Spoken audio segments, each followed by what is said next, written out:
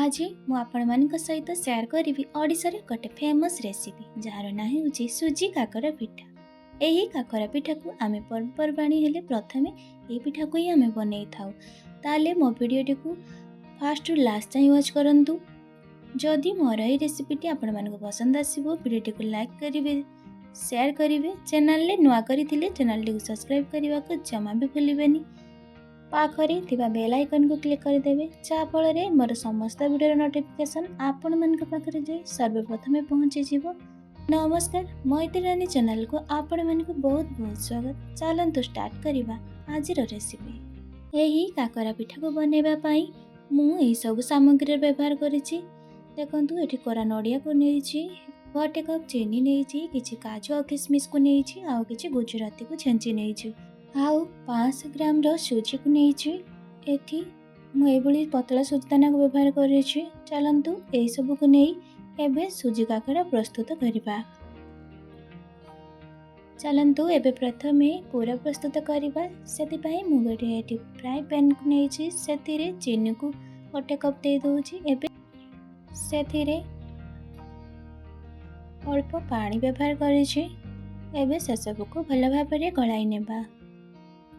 पानी देई ताको भले से मिक्स कर नेबा। ते पर्यंत चीनी रे सिरा प्रस्तुत न होइछि सेते पर्यंत आमे गळौथिबा। देखंतु एठी गोटे बहलिया सिरा प्रस्तुत होय आसिलानी।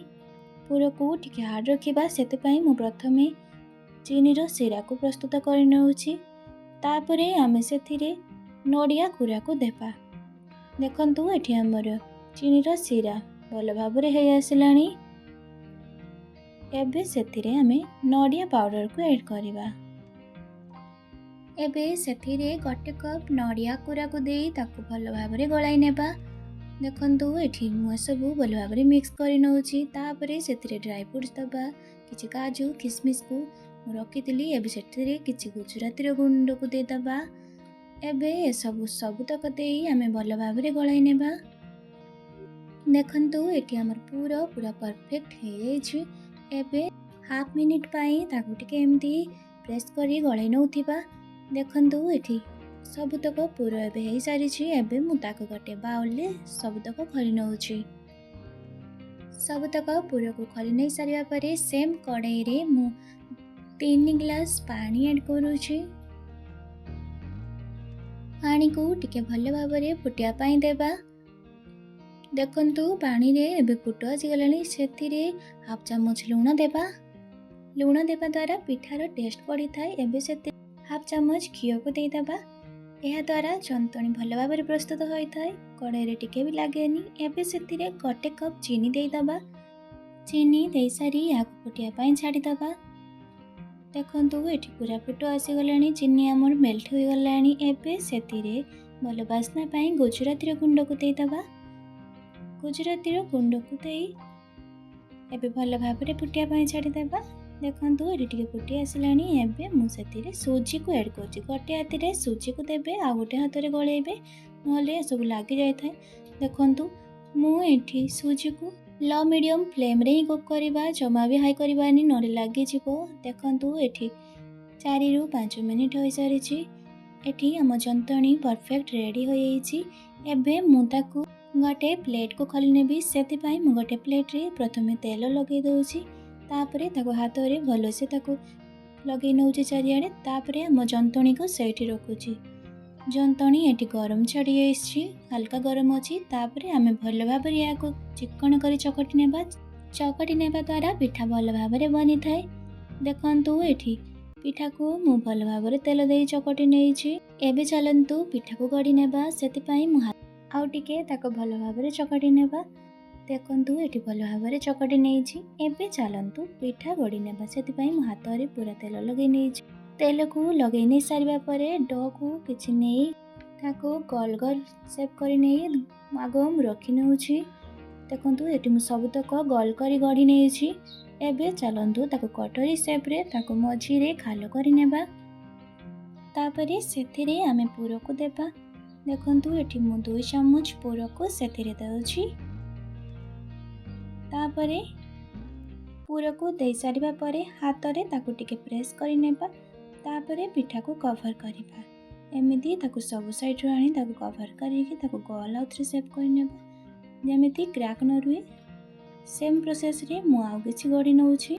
सेम प्रोसेस रे आमे प्रेस कर नहीं गोल सेप करवा।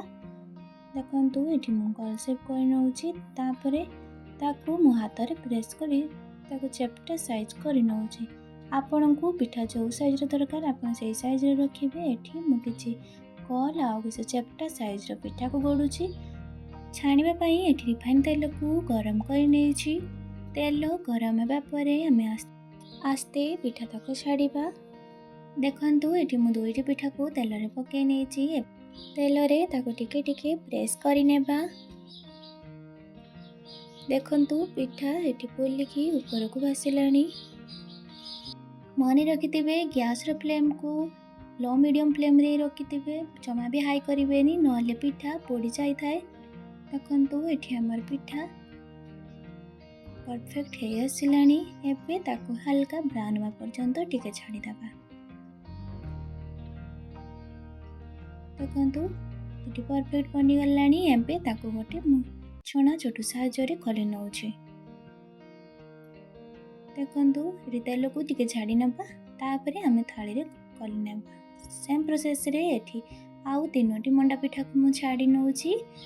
तीनोटी मंडा पिठा को मु छाड़ी नै सारी छि। एबे ताकू टिके तेल चारिपटे देई दबा। ऊपर भाग भी टिके तेल रे हे आसीबो। देखंतु एठी तळ साइड ब्राउन कलर हे गलानी। एबे मु ताको आरो साइड को उल्टाई नउछि। देखंतु पिठा को मु एबे उल्टाई नै छि। एबे आरो साइड को भी ब्राउन कलर हवा को देबा। दुई साइड रू कलर भलो हे आसीछि। देखंतु एठी हमर पिठा परफेक्ट हे गलानी। एबे आमे ताकू गोटे छणा छोटू साहाय्य रे खोली नेबा। एबे मु ताको गोटे छणा छोटू साहाय्य रे खोली नउछि। तेल चढ़ीबा परे मु ताको नै थाली रे रखिबी। देखंतु रेडी हे गला पूरा दिया सुजी काकरा पिठार रेसिपी। आपण माने भी एही प्रोसेस रे सुजी काकरा पिठा को बनांतु। आउ केमिति लागिला मते कमेंट सेक्शन में जणांतु। आशा करी वीडियोटी आपण मन भी पसंद आस्तिबो। वीडियोटी पसंद आसले वीडियोटी को लाइक करिवे, संगा मन को शेयर करिवे। चैनल ले नुआ करितिले चैनल ले सब्सक्राइब कर देबे। रहूची देखा हबो आउ एक नुआ रेसिपी को नै।